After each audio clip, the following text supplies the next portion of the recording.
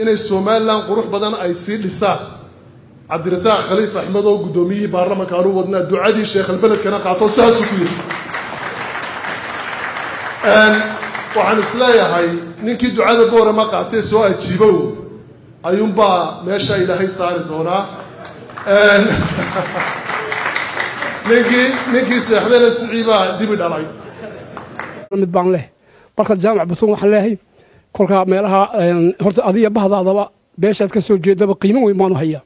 ninka magac tirada baan ku soo baxayna waa tahay kolka odayaasha culimada diinka wax ka sheegayso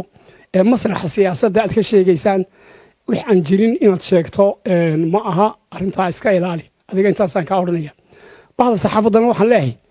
qofku wuxuuna goobjoog u ahayn wix aan jirin inaad sheegto ma aha arintaa iska ilaali adiga intaasaan ka oranaya bahda saxaafadana waxaan leeyahay qofku wuxuuna goobjoog u ahayn kolka laga sheego ninka sheegaya inaad tiraahdaan baa haboon warda inama joogine arintaasi ceeb bay keenaya inaga daa inaad tiraahdaan السلام عليكم ورحمة الله تعالى وبركاته.